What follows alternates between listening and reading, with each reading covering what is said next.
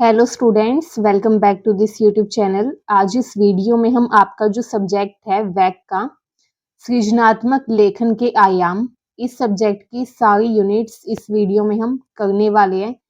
तो आपके पास बीए या बीकॉम में किसी भी सेमेस्टर में ये सब्जेक्ट है तो ये वीडियो आपके लिए काफ़ी इंपॉर्टेंट होने वाली है।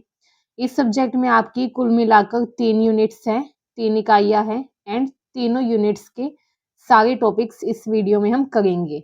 तो ये वीडियो आपके लिए काफ़ी बेनिफिशियल होने वाली है एग्ज़ाम पर्सपेक्टिव से भी। एंड इस वीडियो में क्योंकि हमने सारे इम्पोर्टेंट टॉपिक्स ऐड किए हैं, तो इस वीडियो को आप लास्ट तक देखिएगा ताकि कोई भी इम्पोर्टेंट टॉपिक मिस ना हो। तो आइए विदाउट एनी डिले वीडियो को स्टार्ट करते हैं। तो आइए स्टूडेंट स्टार्ट करते हैं। सृजनात्मक लेखन की अगर हम बात करें, सृजनात्मक लेखन को इंग्लिश में कहा जाता है क्रिएटिव राइटिंग। सृजनात्मक लेखन दो शब्दों से मिलकर बना है, सृजन एंड लेखन। सृजन मतलब कि कुछ भी क्रिएट करना, कुछ भी नया बनाना, ठीक है। एंड लेखन का मतलब होता है लिखना, ठीक है। तो सृजन और लेखन इसका मतलब है कुछ ऐसा लिखना जिसमें हम अपनी क्रिएटिविटी का यूज करें, ठीक है। यहाँ पे देखिए बताया गया है, सृजन का मतलब होता है नई रचना करना, जबकि लेखन का मतलब होता है विचारों व भावनाओं को लिखित रूप में व्यक्त करना। जब हम अपने मन के विचारों को, अपनी भावनाओं को लिखकर व्यक्त करते हैं, किसी को लिखकर बताते हैं, तो वो कहलाता है लेखन। तो सृजनात्मक लेखन मतलब कि जब हम अपने विचारों व अपनी भावनाओं को रचनात्मक तरीके से, अच्छे तरीके से दूसरों को व्यक्त करें लिखकर, तो वो कहलाता है सृजनात्मक लेखन, ठीक है। जब कोई व्यक्ति अपने मौलिक विचारों, कल्पना, भावना, अनुभव तथा संवेदनाओं को अपनी रचनात्मक शैली में लिखकर प्रस्तुत करता है। जब कोई व्यक्ति अपने विचारों को, कि वो क्या सोचता है किसी चीज को लेकर, क्या उसकी कल्पना है, क्या उसकी भावनाएं हैं, कोई व्यक्ति कहीं पर घूमने गया, उसने वहां पर क्या अनुभव किया या उसे कैसा महसूस हुआ, जब वो इन संवेदनाओं को रचनात्मक शैली में लिखकर प्रस्तुत करता है, ठीक है, वो कहलाता है सृजनात्मक लेखन।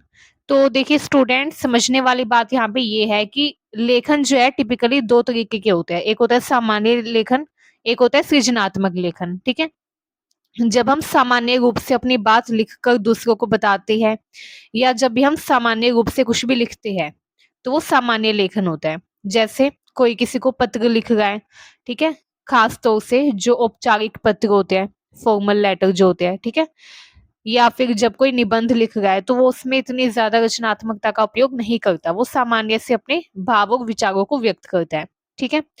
तो वो होता है सामान्य लेखन। लेकिन जब हम अपने विचारों को, अपनी कल्पना, अपने भाव, अपने अनुभव, अपनी संवेदनाओं को रचनात्मक शैली में लिखकर प्रस्तुत करते हैं, तो वो कहलाता है सृजनात्मक लेखन। इफ हम सरल शब्दों में कहें तो अपने मन में उत्पन्न किसी विचार या भावना को कल्पना व मौलिकता के साथ सुंदर व प्रभावशाली ढंग से लिखना कहलाता है सृजनात्मक लेखन। मान लीजिए आपके मन में कोई विचार उत्पन्न हुआ, ठीक है, या आपकी जो भावना है आप उसको लिखकर अभिव्यक्त करना चाहते हैं, लेकिन अगर आप सामान्य रूप से लिखेंगे नॉर्मली, तो वो तो सामान्य लेखन कहलाएगा। बट इफ आप उसके अंदर अपनी रचनात्मकता का उपयोग करेंगे, अपनी कल्पना का उपयोग करेंगे एंड उसको सुंदर व प्रभावशाली ढंग से लिखेंगे, तो वो सृजनात्मक लेखन कहलाता है। उदाहरण के लिए कहानी, कविता, नाटक, संस्मरण, यात्रा वृतांत, डायरी, ये सारा सृजनात्मक लेखन के उदाहरण है, ठीक है। आइए अब देखते हैं सृजनात्मक लेखन का स्वरूप कैसा है। तो सृजनात्मक लेखन का स्वरूप सामान्य लेखन से अलग होता है। इसमें लेखक सिर्फ जानकारी नहीं देता बल्कि अपनी कल्पना तथा रचनात्मकता का उपयोग भी करता है। अपनी कल्पना व रचनात्मकता के माध्यम से पाठक के मन में, मतलब कि जो उस लेख को पढ़ रहा है, उसके मन पर प्रभाव डालता है, ठीक है। तो ये होती है सृजनात्मक लेखन की खासियत। जो सामान्य लेखन होता है वो सामान्य सा होता है, उसमें नॉर्मली कोई जानकारी, इंफॉर्मेशन दी जाती है। बट जो सृजनात्मक लेखन होता है उसमें व्यक्ति अपनी कल्पना का उपयोग करता है, अपनी रचनात्मकता का उपयोग करता है, ठीक है। इसके अलावा सृजनात्मक लेखन जो है इसमें मौलिकता होती है, मतलब लेखक जो है वो अपने विचार तथा अभिव्यक्ति को अपने मन से प्रस्तुत करता है, किसी की नकल नहीं करता। जैसे मान लीजिए आपको कोई कविता लिखनी है एंड आप अपने मन के भाव तथा अपने मन के विचारों का उपयोग करके, अपने मन से शब्दों का उपयोग करके अच्छी सी कविता बनाते हैं एंड वो आपकी खुद की है, आपके खुद के मन के विचारों से वो उत्पन्न हुई है। ठीक है, उसमें आपने किसी की नकल नहीं की, कहीं से देखा नहीं है, बस अपने मन से वो कविता लिख दी, तो वो आपकी मौलिक कविता कहलाएगी, क्योंकि आपने वो खुद से लिखी है, किसी की नकल नहीं की आपने। ठीक है, तो जो सृजनात्मक लेखन होता है, इसकी पहचान ये होती है कि ये मौलिक होता है, मौलिकता होती है इसमें। ठीक है, जो लेखक है वो अपने विचार व अभिव्यक्ति को उपयोग करता है। विचार भी उसके होते हैं, अभिव्यक्ति भी उसकी होती है। अभिव्यक्त करने का तरीका वो कहीं से देख सकता है। ठीक है, कि कैसे मैं डिजाइन क्या क्या यूज करूं, किस फॉर्मेट में लिखूं। ठीक है, तो वो तरीका देख सकते हैं, लेकिन अभिव्यक्ति और विचार दोनों उसके खुद के होते हैं। तो इस तरीके से सृजनात्मक लेखन में मौलिकता होती है। दूसरे की रचना की नकल सृजनात्मक लेखन नहीं कहलाता।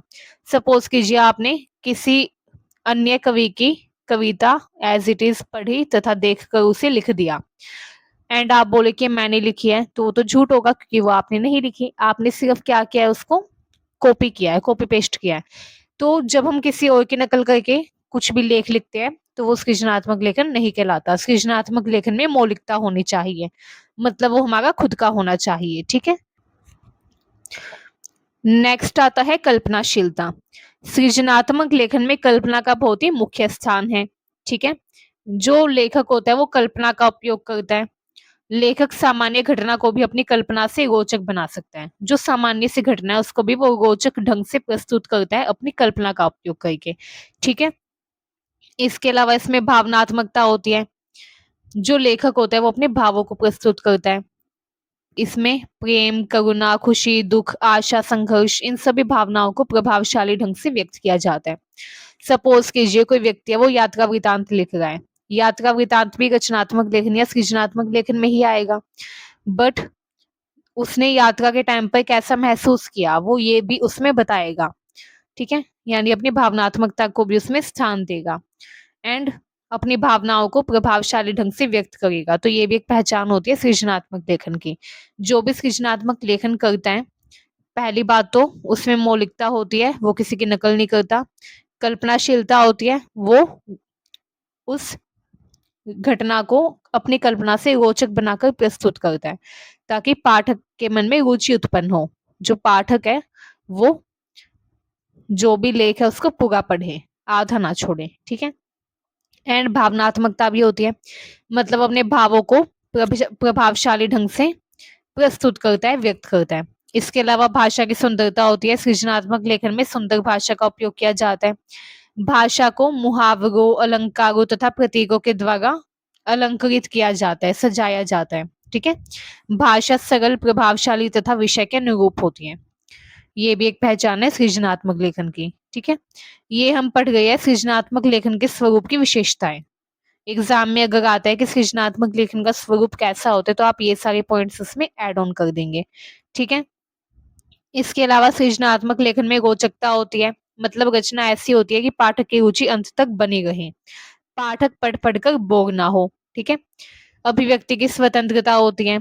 सृजनात्मक लेखन में लेखक को अपने विचारों तथा भावनाओं को स्वतंत्र रूप से व्यक्त करने का अवसर मिलता है। ठीक है, लेखक को अवसर मिलता है कि वो अपने विचारों को, भावनाओं को स्वतंत्र रूप से व्यक्त करे, बिना किसी के दबाव में आए। ठीक है, आइए अब हम देखते हैं सृजनात्मक लेखन का बोध। बोध का मतलब होता है किसी विषय को समझना तथा उसके मूल भाव को ग्रहण करना। जब कोई हमारे लिखे हुए लेख को पढ़ता है, समझता है तथा उसके मूल भाव को ग्रहण करता है, तो वो बोध कहलाता है। सृजनात्मक लेखन का बोध हमें यह समझाता है कि लेखन केवल सूचना देने का माध्यम नहीं होता, बल्कि मनुष्य के विचारों, भावनाओं, अनुभवों तथा कल्पना को व्यक्त करने का माध्यम भी होता है। सृजनात्मक लेखन जो है वो एक माध्यम है जिसके जरिए व्यक्ति सूचना तो दे ही सकता है, साथ ही साथ अपने विचारों, भावनाओं, अनुभवों तथा कल्पना को भी व्यक्त कर सकता है। ये एक माध्यम है जिसके जरिए मनुष्य अपने विचारों को, भावनाओं को, अनुभवों को तथा कल्पना को व्यक्त करता है, रिप्रेजेंट करता है। ठीक है, सृजनात्मक लेखन के माध्यम से क्या होता है, व्यक्ति अपनी भावनाओं को व्यक्त करता है, उसकी कल्पना शक्ति भी इससे विकसित होती है। सृजनात्मक, जब आप खुद भी ट्राई करिए, इफ आप कुछ भी क्रिएटिव राइटिंग लिख रहे हैं, कुछ भी सृजनात्मक लेख कर रहे हैं, तो आप महसूस करेंगे कि आपकी कल्पना शक्ति विकसित होगी। जितना हम अपनी कल्पना का उपयोग करते हैं उतनी हमारी इमेजिनेशन पावर डेवलप होती है। ठीक है, तो सृजनात्मक लेखन से व्यक्ति की कल्पना शक्ति विकसित होती है। व्यक्ति अपनी भावनाओं को व्यक्त करता है, अपनी भावनाओं को अच्छे से व्यक्त करना सीखता है। ठीक है, एंड व्यक्ति की भाषा तथा अभिव्यक्ति भी बेहतर होती है। सोचने व समझने की क्षमता बढ़ती है। ठीक है, व्यक्ति अच्छे से सोच समझ पाता है। मौलिक चिंतन विकसित होता है कि किसी भी चीज पर, किसी भी टॉपिक के ऊपर कैसे हमें चिंतन करना है। सामाजिक तथा व्यक्तिगत अनुभवों को भी रचनात्मक रूप इसके जरिए दिया जाता है। ठीक है, एंड पाठक में संवेदनशीलता व मानवीय मूल्यों का विकास भी होता है। पाठक जो है वो संवेदनशील बनता है, उसमें मानवीय मूल्यों का विकास होता है। आइए अब देखते हैं सृजनात्मक लेखन से व्यक्तित्व का निर्माण कैसे होता है। कैसे सृजनात्मक लेखन से व्यक्तित्व निर्मित होता है, आइए जानते हैं। तो देखिए स्टूडेंट, सृजनात्मक लेखन जो है ये सिर्फ अपने विचारों को कागज पर लिखने का माध्यम नहीं है। सृजनात्मक लेखन के जरिए व्यक्ति का व्यक्तित्व भी विकसित होता है। सृजनात्मक लेखन व्यक्ति के व्यक्तित्व का भी विकास करता है। जैसे जब व्यक्ति कहानी लिखता है, कविता, नाटक, डायरी, संस्मरण ये सब लिखता है तो क्या करता है, अपने विचारों को भी व्यक्त करता है, अपनी भावनाओं को, कल्पना को, अनुभवों को, इन सब को अभिव्यक्त करता है। इससे व्यक्ति में कई सकारात्मक गुण, मतलब कि पॉजिटिव जो गुण है उसके, वो डेवलप होते हैं। जैसे व्यक्ति अपने आप को अभिव्यक्त करना सीखता है, आत्म अभिव्यक्ति की शक्ति का विकास होता है। सृजनात्मक लेखन व्यक्ति को अपने विचारों, भावनाओं तथा अनुभवों को स्वतंत्र रूप से व्यक्त करने का अवसर देता है। व्यक्ति को अवसर मिलता है कि वो अपने विचारों को, अपनी भावनाओं को, अपने अनुभवों को स्वतंत्र रूप से व्यक्त कर सके, बिना किसी के दबाव में आए। ठीक है, बिना किसी दबाव के स्वतंत्र रूप से अपने विचारों को, अपनी भावनाओं को, अनुभवों को व्यक्त कर सके, ये अवसर व्यक्ति को मिलता है। इससे वह स्वयं को बेहतर ढंग से समझने लगता है। ठीक है, इसके अलावा सृजनात्मक लेखन से व्यक्ति का आत्मविश्वास बढ़ता है। जब आप कुछ भी नया क्रिएट करते हैं या जब भी आप क्रिएटिव राइटिंग करते हैं, सृजनात्मक लेख लिखते हैं, चाहे आप कविता लिख रहे हो, चाहे कहानी लिख रहे हो, एंड जब आप उसको लिखकर दूसरों के सामने प्रस्तुत करते हैं तो आपके अंदर भी एक अलग ही कॉन्फिडेंस डेवलप होता होगा। ठीक है, ऐसा क्यों होता है? क्योंकि हमारा आत्मविश्वास बढ़ाने का काम करती है सृजनात्मक लेखन। ठीक है, क्रिएटिव राइटिंग। जब व्यक्ति अपनी कल्पना से कोई रचना तैयार करता है एंड उसको दूसरों के सामने प्रस्तुत करता है तो उससे व्यक्ति का आत्मविश्वास तथा अभिव्यक्ति की क्षमता बढ़ती है। उसको अपनी भावनाओं को अभिव्यक्त करना आता है दूसरों के सामने। ठीक है, इसके अलावा कल्पना शक्ति का विकास होता है। जब हम कहानी, नाटक ये सब लिखते हैं तो हम सोचते हैं, नई नई परिस्थितियों के बारे में सोचते हैं, विचारों की कल्पना करते हैं, एंड जब हम इतनी कल्पना करेंगे तो क्या होगा, हमारी कल्पना शक्ति का विकास होगा। तो इस तरीके से सृजनात्मक लेखन से व्यक्ति की कल्पना शक्ति का विकास होता है। उसकी रचनात्मक व कल्पनाशील सोच विकसित होती है। उसकी जो थिंकिंग है वो क्रिएटिव बनती है एंड इमेजिनेटिव बनती है। उसकी इमेजिनेशन पावर स्ट्रोंग होती है। ठीक है, तो ये भी एक फायदा है सृजनात्मक लेखन का। इसके अलावा मौलिक चिंतन विकसित होता है। सृजनात्मक लेखन व्यक्ति को दूसरों की बात को केवल दोहराने की बजाय स्वयं सोचने व नए विचार उत्पन्न करने के लिए प्रेरित करता है। इससे मौलिकता विकसित होती है। जब हम दूसरों के विचारों को कॉपी पेस्ट करने की बजाय अपने खुद के विचार सोचते हैं, जब हम मन में खुद से नए विचार उत्पन्न करते हैं, खुद सोचते हैं, खुद से कल्पना करते हैं किसी चीज को लेकर, एंड फिर किसी चीज की रचना करते हैं, तो वो हमारी मौलिक रचना कहलाती है। एंड ये सिर्फ सृजनात्मक लेखन में ही हो सकता है। मौलिक चिंतन केवल सृजनात्मक लेखन के दौरान ही विकसित हो सकता है। जब सृजनात्मक लेखन करता है व्यक्ति तो वो अपनी खुद की कोई नई चीज सोचता है, कुछ नया करने का सोचता है जो आज तक किसी ने ना किया हो, एंड इससे उसका मौलिक चिंतन जो है वो विकसित होता है। ठीक है, उसके अंदर की जो मौलिकता है वो डेवलप होती है, विकसित होती है। मौलिकता को इंग्लिश में आप बोल सकते हैं ओरिजिनलिटी, मतलब जो ओरिजिनल हो, जो हमारा खुद का हो, जो हमने किसी से कॉपी पेस्ट ना किया हो। तो इस तरीके से ओरिजिनलिटी या मौलिक चिंतन विकसित होता है सृजनात्मक लेखन से। ठीक है, संवेदनशीलता बढ़ती है। कहानी या कविता में विभिन्न पात्रों की परिस्थितियों, भावनाओं को समझने से व्यक्ति में सहानुभूति, करुणा व मानवीय संवेदनाएं विकसित होती हैं। अब हम देखते हैं कहानियों या फिर कोई नाटक हो, संस्मरण हो, उसमें कोई एक व्यक्ति नहीं होता, खासतौर से नाटक में कई किरदार होते हैं, कई लोग होते हैं जो कि अलग-अलग पात्र की भूमिका निभाते हैं एंड सभी आपस में जुड़े होते हैं, एक-दूसरे से बातचीत करते हैं।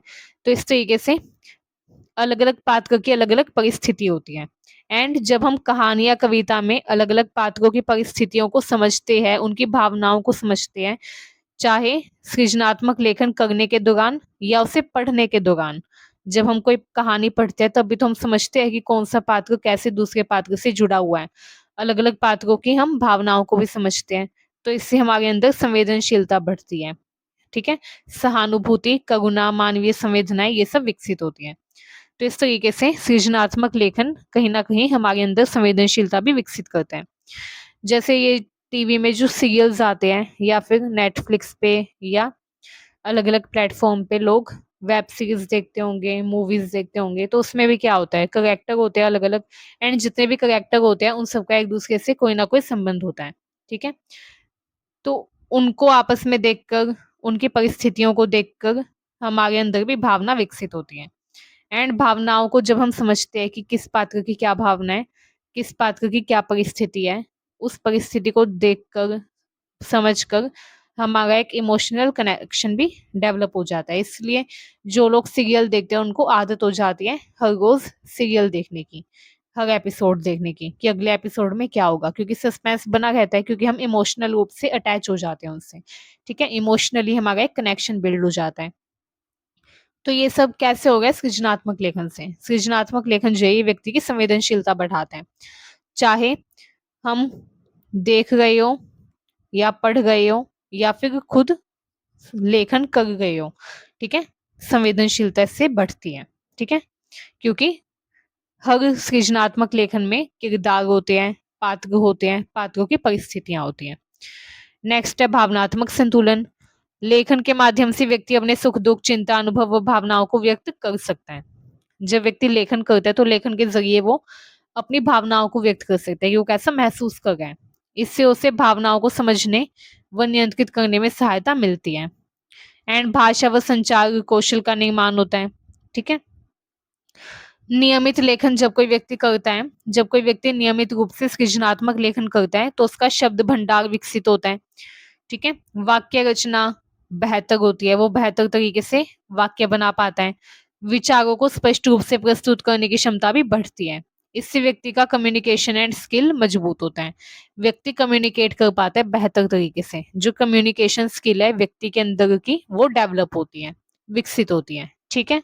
इसके अलावा ये जो सृजनात्मक लेखन होते हैं, ये निर्णय लेने की क्षमता भी डेवलप करते हैं, विकसित करते हैं।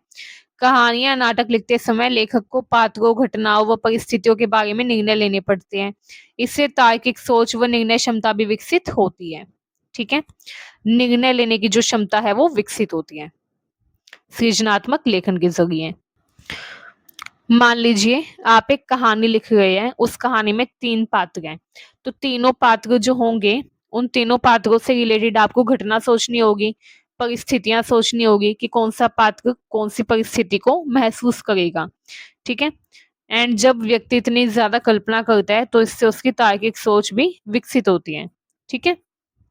एंड निर्णय क्षमता भी उसकी विकसित होती है। सामाजिक चेतना का विकास होता है क्योंकि सृजनात्मक लेखन के माध्यम से व्यक्ति गरीबी, समानता, पर्यावरण, शिक्षा, महिला सशक्तिकरण इन सब सामाजिक विषयों पर विचार करता है। इससे सामाजिक जिम्मेदारी की जो भावना है वो विकसित होती है। तो इस तरीके से सामाजिक चेतना का विकास होता है सृजनात्मक लेखन के जरिए। हम महसूस कर पाते हैं कि हाँ, हम भी एक समाज का हिस्सा हैं। हमारे समाज की भी कुछ परेशानियां हैं जिनको हमें हल करना होगा। अपने समाज या अपनी सामाजिक परेशानियों के प्रति हम जागरूक बनते हैं, ठीक है? समाज के प्रति जागरूकता विकसित होती है। तो ये फायदा होता है रचनात्मक या सृजनात्मक लेखन का, ठीक है? आइए अब जानते हैं सृजनात्मक लेखन में भाव तथा विचारों का भाषा में रूपांतरण कैसे होता है। मतलब कैसे हम अपने भावों को, अपने विचारों को भाषा के रूप में रूपांतरित कर देते हैं, ठीक है? तो ये वो प्रक्रिया होती है जिसमें हम अपने मन में उत्पन्न भावनाओं को, चाहे वो भावना खुशी वाली हो या दुख वाली हो, प्रेम, क्रोध, कोई भी भावना हो, हम अपने मन में उत्पन्न भावनाओं को तथा विचारों को भाषा के माध्यम से शब्दों, वाक्य व रचनाओं के रूप में व्यक्त कर देते हैं। अब देखिए, सृजनात्मक लेखन और कुछ नहीं होता है, इसमें हम अपने भाव तथा अपने विचारों को ही व्यक्त करते हैं एक तरीके से। अब ये रूपांतरण कैसे होता है, इसमें हम सबसे पहले क्या करते हैं, जब भी कोई घटना घटित होती है या जब भी हम कोई अनुभव प्राप्त करते हैं, तो उस अनुभव से या उस घटना से हमारे मन में भाव पैदा होते हैं। मान लीजिए आप कॉलेज में टॉप करें, आपके सबसे अच्छे मार्क्स आए, ठीक है? एंड आपको टॉपर अनाउंस कर दिया जाए, ठीक है? तो उस अनुभव से या उस घटना से भी आपके मन में भाव उत्पन्न होंगे, ठीक है? तो हमारे मन में जो भाव उत्पन्न होते हैं, जो अनुभूति होती है किसी भी भाव की, उस भाव को ही हम विचार में बदलते हैं, ठीक है? व्यक्ति जो है वो क्या करता है, पहले व्यक्ति के जीवन में कोई घटना घटित होती है या उससे कोई अनुभव प्राप्त होता है, उसके बाद उसके मन में भाव उत्पन्न होता है। भाव उत्पन्न होने के बाद विचार निर्मित होते हैं, ठीक है? मतलब विचारों का निर्माण होता है, व्यक्ति उन भावों पर सोचता है तथा उन्हें व्यवस्थित करता है, तो उस तरीके से विचार बनता है। फिर व्यक्ति शब्दों का चयन करता है, भाव तथा विचारों के अनुसार उपयुक्त शब्द चुनता है, ठीक है? चूज करता है कौन सा वर्ड सही रहेगा अपने इस भाव को एक्सप्रेस करने के लिए। व्यक्ति ये डिसाइड करता है कि मेरा ये भाव है, ये विचार है, तो इसको दूसरे को एक्सप्रेस करने के लिए मैं कौन सा वर्ड यूज करूँ, कौन सा बेटर रहेगा, which would be the better option या which would be the best option, ठीक है? तो व्यक्ति ये सोचता है, शब्दों का चयन करता है, उसके बाद वाक्य निर्माण करता है, चुने हुए शब्दों को सही क्रम में रखकर वाक्य बनाता है। जो भी शब्द उसने चुने हैं उसको सही क्रम में रखता है एंड देन वाक्य बनाता है। उसके बाद उसको अभिव्यक्त करता है। अंत में भाषा के माध्यम से कहानी, कविता, निबंध, भाषण या संवाद के रूप में विचार व्यक्त किए जाते हैं, ठीक है? तो ये होता है भावों विचारों का रूपांतरण। अब भाषा में रूपांतरण के साधन क्या होते हैं? यदि हमें अपने भावों को, अपने विचारों को भाषा में रूपांतरित करना है, तो उसके लिए हमें सबसे पहले क्या करना होता है? शब्दों का चयन करना होता है। अपने मन के भाव तथा विचारों को बताने के लिए हमें शब्द तो चाहिए होंगे। बिना शब्दों के हम अपने भाव दूसरे तक नहीं पहुंचा सकते। तो व्यक्ति उपयुक्त शब्दों का चयन करता है, जो सही शब्द है उनका चयन करता है। सरल व स्पष्ट वाक्य उपयोग करता है, मुहावरे तथा अलंकारों का उपयोग भी कर सकता है जहां पर आवश्यक हो, एंड भाव के अनुसार भाषा शैली को चूज करता है, जैसा भाव हो वैसी भाषा की शैली वो निर्धारित करता है या चुनता है। मान लीजिए भाव है गुस्से वाला और भाषा शैली चूज कर ली प्रेम वाली, तो वो विरोधाभासी हो जाएगा, कॉन्ट्राडिक्ट हो जाएगा उसमें, ठीक है? आयरनिकल हो जाएगा। तो इसीलिए ये जरूरी है कि जो हमारा भाव है उसी के अकॉर्डिंग, उसी के अनुसार हम भाषा भी चुने, भाषा शैली चुने, ठीक है? जैसे अगर हम किसी को प्रेरणा देने वाला भाव अपने मन में लाते हैं, तो हमें प्रेरणादायक भाषा शैली का उपयोग करना होगा, ठीक है? अगर हम गुस्से में आए तो हमें गंभीर भाषा शैली का उपयोग करना होगा, ठीक है? तो वो होता है इसमें। अब हमारा नेक्स्ट टॉपिक आता है इसी सब्जेक्ट का, ये यूनिट 2 का टॉपिक है, प्रिंट एंड इलेक्ट्रॉनिक माध्यमों की भाषा में अंतर बताओ। प्रिंट भाषा क्या होती है, इलेक्ट्रॉनिक माध्यमों में जो भाषा उपयोग होती है वो क्या होती है, ये जानते हैं। तो देखिए, प्रिंट आपको नाम से पता चल रहा है, प्रिंट मतलब कि जो प्रिंटेड है। प्रिंट का मतलब क्या होता है? जो प्रिंटेड है। अब प्रिंट क्या क्या होता है? समाचार पत्र, जो न्यूज़पेपर होते हैं वो प्रिंट होते हैं, कागज के ऊपर जो खबर है उसको प्रिंट कर दिया जाता है। ऐसे मैगजीन्स हो गई, पत्रिका जिसे बोलते हैं। बुक्स मतलब पुस्तक। पोस्टर, आपको जगह जगह पोस्टर देखने को मिलते होंगे। पोस्टर मेकिंग कंपटीशन भी होता है स्कूल्स में, कॉलेजेस में, ठीक है, जिसमें व्यक्ति पोस्टर बनाते हैं। या फिर आप जब सड़क पर जाते होंगे तो कई लोग होंगे जो पैम्फलेट बांटते होंगे, तो वो सब क्या है? प्रिंट माध्यम है, ठीक है, क्योंकि वो प्रिंटेड है, मशीन का यूज करके उसमें प्रिंट किया गया है कुछ, ठीक है। अब वो प्रिंट कुछ भी हो सकता है, किसी चीज की एडवर्टीजमेंट भी हो सकती है। ज्यादातर लोग अपनी एडवर्टीजमेंट देने के लिए पैम्फलेट बांटते हैं, ठीक है। एंड अगर कोई सूचना किसी को देनी है तो हम उस सूचना को प्रिंट कर सकते हैं, ठीक है, कागज के ऊपर। तो ये होते हैं प्रिंट माध्यम। जबकि इलेक्ट्रॉनिक माध्यम जो है वो क्या होते हैं? जो इलेक्ट्रिसिटी से चलते हैं, बिजली से चलते हैं, जैसे TV, radio, internet, social media, ठीक है। या तो ये बिजली से चलेंगे या ये डेटा कनेक्ट होगा इसमें एंड ये नेटवर्क के थ्रू काम करती है। बिना नेटवर्क के ये काम नहीं कर सकते। ठीक है, तो जो इलेक्ट्रॉनिक माध्यम है इसको काम करने के लिए नेटवर्क चाहिए। ठीक है, एंड प्रिंट माध्यम के लिए नेटवर्क की जरूरत नहीं होती क्योंकि ये तो प्रिंटेड होते हैं। ठीक है, तो ये डिफरेंस है। अब प्रिंट माध्यम में भी भाषा उपयोग होती है।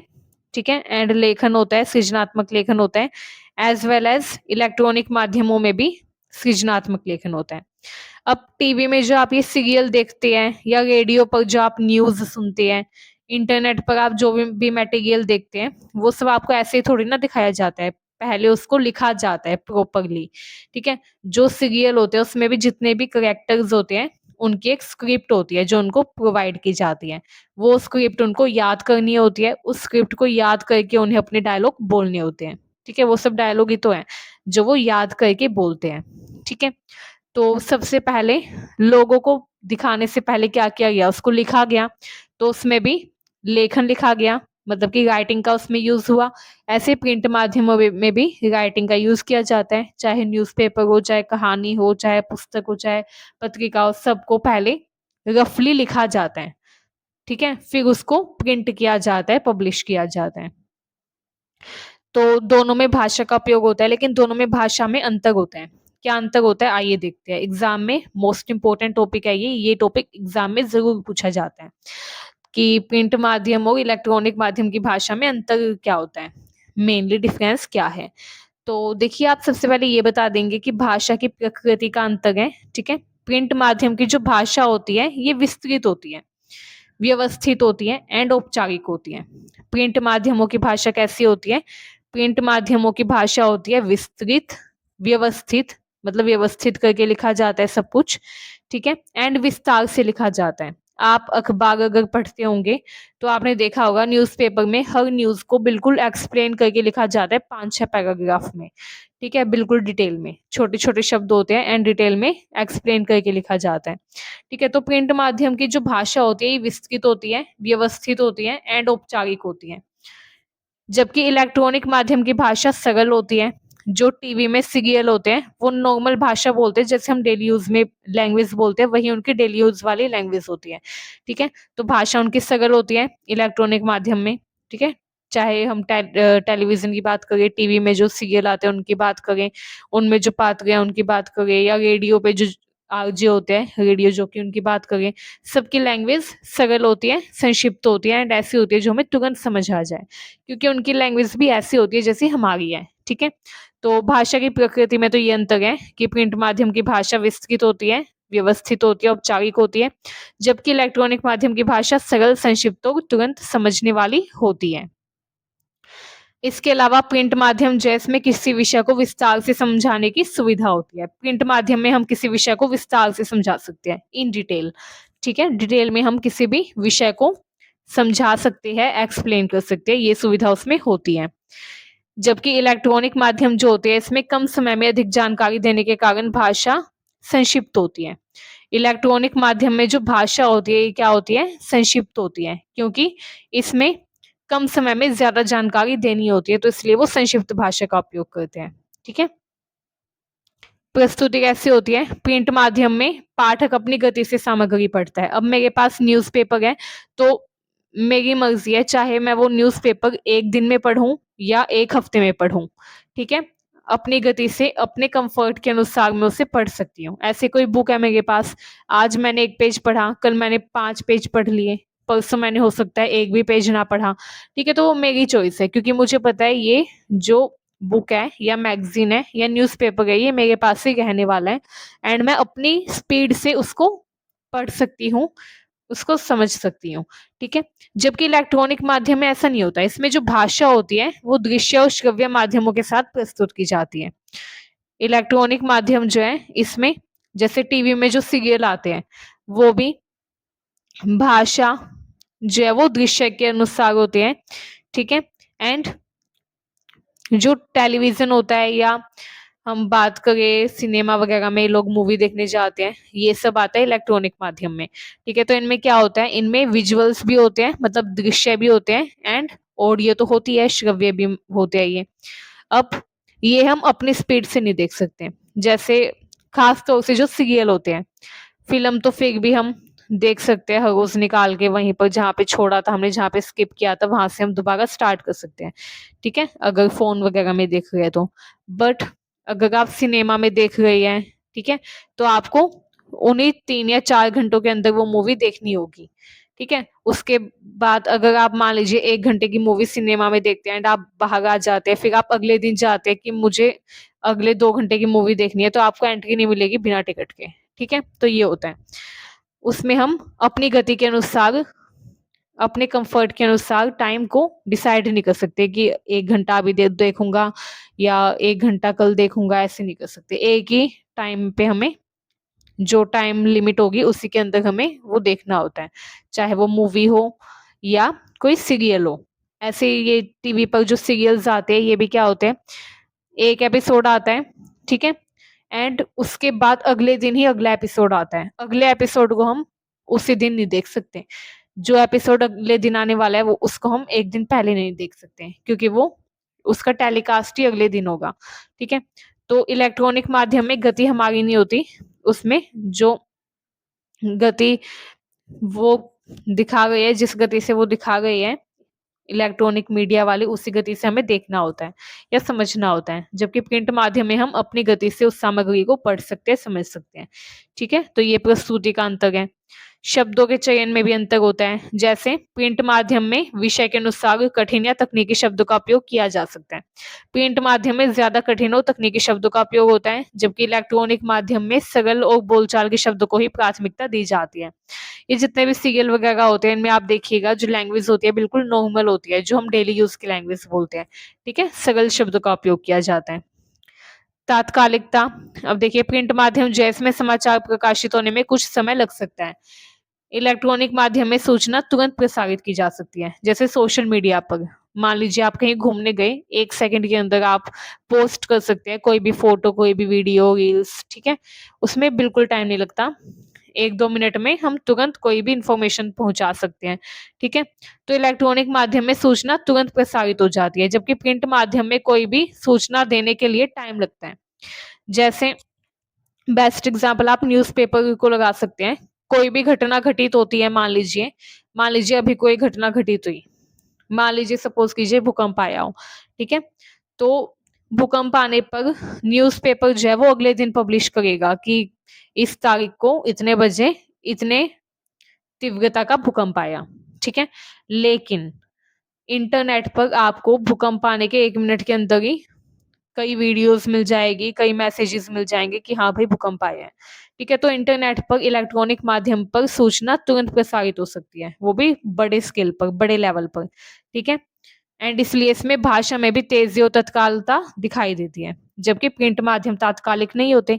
प्रिंट माध्यम में तो कुछ टाइम लगता है तब जाके इन्फॉर्मेशन पब्लिश होती है। ठीक है? क्योंकि कई सारी इन्फॉर्मेशन को एक साथ पब्लिश किया जाता है। ठीक है?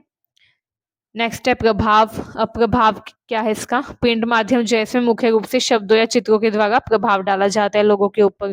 ठीक है? प्रिंट माध्यम में सिर्फ शब्द होते हैं और चित्र होते हैं। न्यूज़पेपर में आपने देखा होगा बस शब्द होंगे और चित्र होंगे। जबकि इलेक्ट्रॉनिक माध्यम में विजुअल्स तो होते ही हैं, वो भी मूविंग मूविंग विजुअल्स होते हैं। ठीक है? जैसे वीडियो हो गई या फिर कोई शॉर्ट वीडियो हो गई, लॉन्ग वीडियो हो गई, ठीक है? आवाज़ भी होती है उसमें, वीडियो भी होती है, संगीत भी होता है, दृश्य भी होते हैं, प्रभाव भी होते हैं, इफ़ेक्ट भी होते हैं, ठीक है? तो इलेक्ट्रॉनिक माध्यम में कई चीज़ें होती है, इसलिए इसका प्रभाव ज़्यादा बहुआयामी होता है, ठीक है? उदाहरण के लिए अखबार में लिखा जा सकता है कि कल राजधानी में भारी बारिश के कारण कई क्षेत्रों में जलभराव की स्थिति उत्पन्न हो गई। अखबार में ऐसे लिखा जाएगा, इतनी बड़ी लाइन लिखी जाएगी कि कल बारिश हुई इस वजह से जलभराव हुआ, ठीक है? जबकि टीवी या सोशल मीडिया में यही बात ज्यादा सहज तरीके से कही जा सकती है, जैसे भारी बारिश के कारण दिल्ली के कई इलाकों में पानी भर गया, इसको नॉर्मली लिख दिया जाएगा, ठीक है? अब प्रिंट माध्यम हमने देखा इस तरीके से कि प्रिंट माध्यम की भाषा विस्तृत, स्थायी और व्यवस्थित होती है, जबकि इलेक्ट्रॉनिक माध्यम की भाषा सरल, संक्षिप्त, त्वरित तथा प्रभावशाली होती है। त्वरित मतलब कि तुरंत, उसी टाइम हम कोई भी इंफॉर्मेशन स्प्रेड कर सकते हैं बड़े लेवल पर, त्वरित होता है। दोनों माध्यमों की भाषा का उद्देश्य पाठक या दर्शक तक सूचना को प्रभावी ढंग से पहुंचाना है। लेकिन इतना अंतर होने के बाद भी दोनों में सिमिलैरिटी ये है कि दोनों का एक ही उद्देश्य है कि सूचना को प्रभावी ढंग से अच्छे से दर्शकों तक या पाठकों तक पहुंचाया जाए। ठीक है, अब हमारा लास्ट टॉपिक आता है यूनिट 3 का, सृजनात्मक लेखन के विभिन्न आयाम। तो सृजनात्मक लेखन जो है इसका क्षेत्र बहुत व्यापक होता है, क्योंकि ऐसे बहुत सारे लेख होते हैं जिसमें हम अपनी रचनात्मकता का उपयोग करते हैं तथा कुछ नया सृजित करते हैं, जैसे कहानी, कविता, ठीक है, लघु कथा, व्यंग्य, हास्य, ये सब।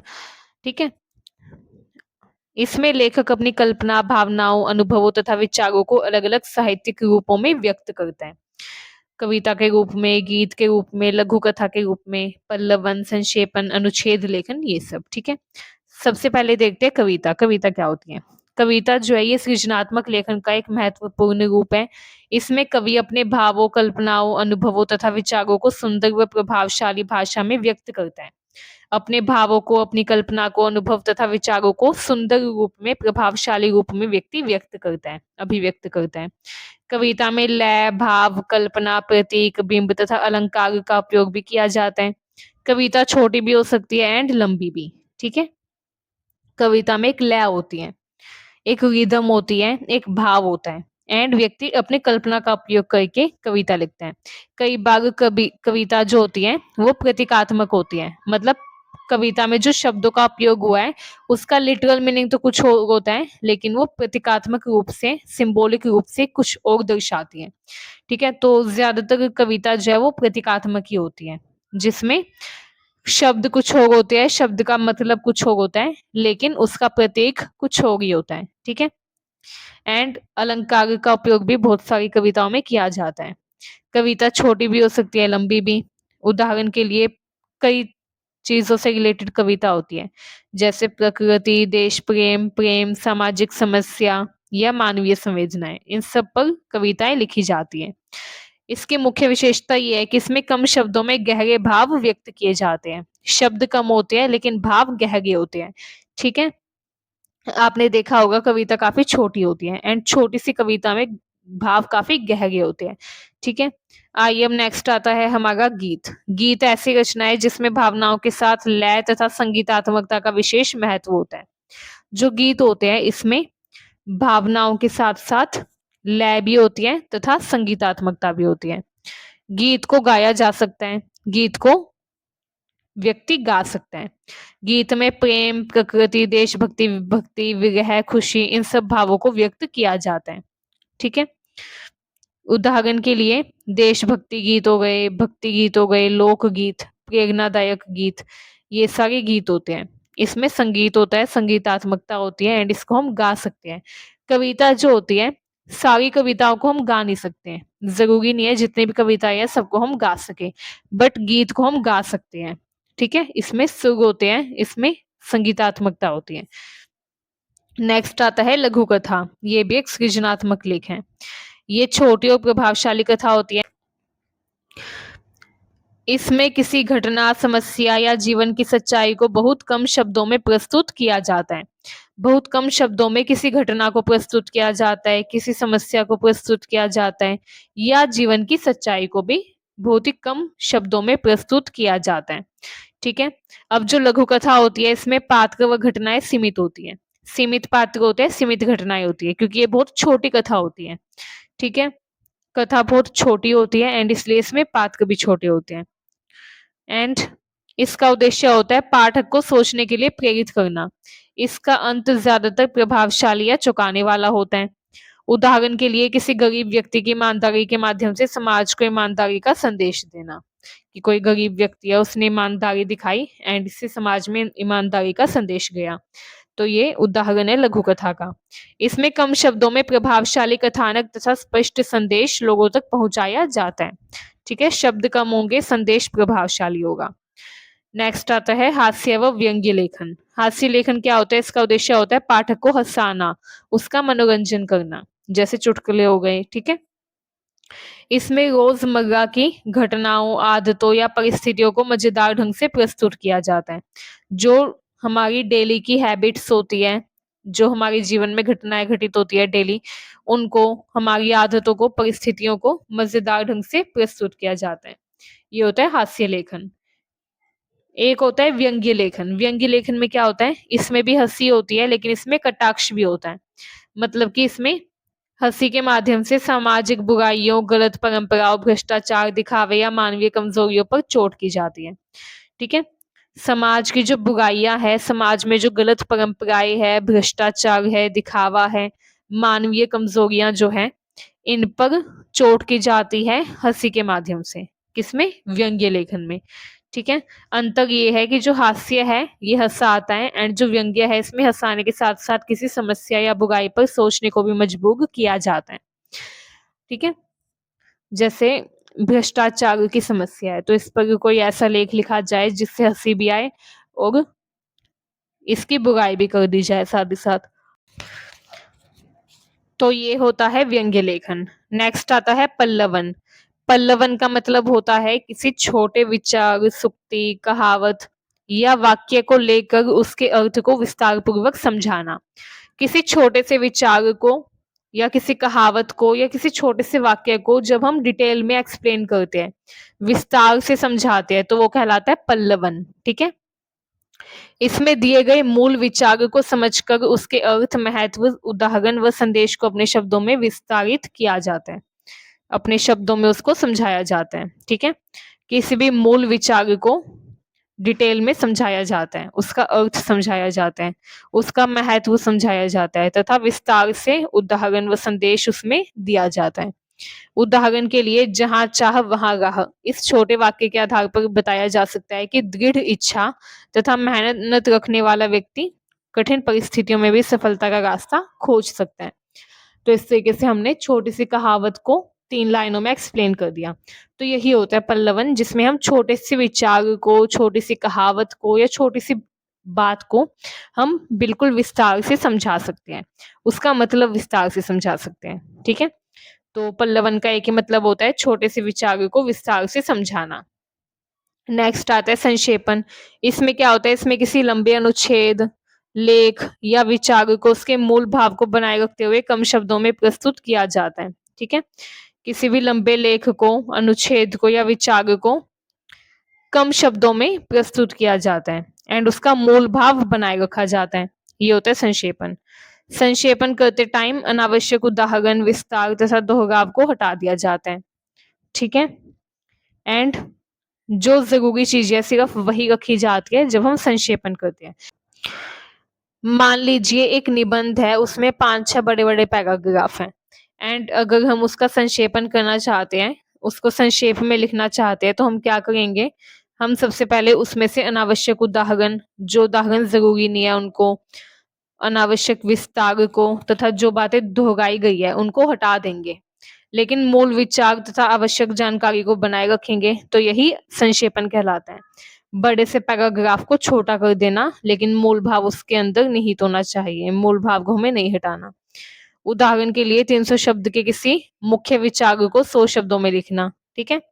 इसकी विशेषता यह है कि इसमें कम शब्दों में मूल भाव को सुरक्षित रखा जाता है। ठीक है। तो संक्षेपण का मतलब क्या है, बड़े विचार को छोटा करना। ठीक है। नेक्स्ट आता है अनुच्छेद लेखन। लास्ट, अनुच्छेद लेखन जो इसमें क्या होता है, किसी एक विषय या विचार पर छोटा व्यवस्थित लेख लिखा जाता है। ठीक है।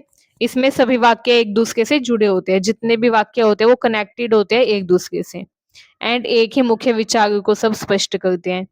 एक अच्छे अनुच्छेद में कई गुण होते हैं, जैसे एक अच्छा अनुच्छेद जो है वो विषय का परिचय देता है, मुख्य विचार का विस्तार करता है, जो भी मुख्य विचार है उसका क्या करता है, विस्तार करता है। ठीक है। उदाहरण देता है, निष्कर्ष देता है। ये सब एक अच्छे अनुच्छेद की खासियत है। ठीक है।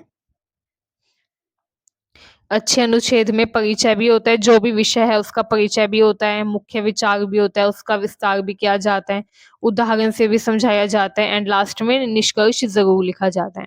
इसलिए आप याद कीजिए, स्कूल में जब आप पढ़ते होंगे तो जब आप निबंध लिखते होंगे तो ये कहते होंगे टीचर्स कि आपको निष्कर्ष जरूर लिखना है। क्योंकि निष्कर्ष के एक्स्ट्रा मार्क्स भी मिलते थे। ठीक है, तो निष्कर्ष ज़रूरी होता है लिखना इसमें। ठीक है, अनुच्छेद में इससे अनुच्छेद ज़्यादा बेहतर लगता है। अब यहाँ पे कुछ टॉपिक्स बताए हुए हैं जिन पे अनुच्छेद अक्सर लिखवाए जाते हैं स्कूल्स में, जैसे पर्यावरण संरक्षण, समय का महत्व, मेगा विद्यालय, सोशल मीडिया। आपने भी इन सब पर कई बार अनुच्छेद लिखे होंगे, निबंध लिखे होंगे। ठीक है, तो ये सब उदाहरण है अनुच्छेद लेखन के। ठीक है, ये विषय बताए हुए हैं। अब इसकी विशेषता ये होती है कि इसमें एक ही विषय पर क्रमबद्ध व स्पष्ट विचार प्रस्तुत किए जाते हैं। एक ही विषय पर सारे विचार प्रस्तुत किए जाते हैं। तो यहीं पर हमारा ये जो सब्जेक्ट है सृजनात्मक लेखन के आयाम, इसकी 1 शॉर्ट वीडियो कंप्लीट होती है। इस वीडियो में हमने तीनों यूनिट्स को डिटेल में समझा। खास तौर से जो टॉपिक्स इम्पोर्टेंट है, जो रिपीटेड टॉपिक्स हैं, वो हमने अच्छे से समझे। आई होप ये वीडियो आपको यूज़फुल लगी। ऐसी वीडियोस के लिए, ग्रेजुएशन से रिलेटेड स्टडी मटेरियल के लिए हमारे चैनल को सब्सक्राइब करें। अगर आप भी बीए या बीकॉम कर रही हैं डीयू से या किसी भी कॉलेज से, किसी भी यूनिवर्सिटी से, तो आपके लिए ये चैनल काफ़ी बेनिफिशियल रहने वाला है। तो चैनल को सब्सक्राइब करें एंड अपने फ्रेंड्स को भी सजेस्ट करें। Thank you. साथ ही आप हमारा टेलीग्राम चैनल भी ज्वाइन कर सकते हैं। टेलीग्राम पर आपको इनके पीडीएफ नोट्स मिल जाएंगे, free notes. Okay, thank you.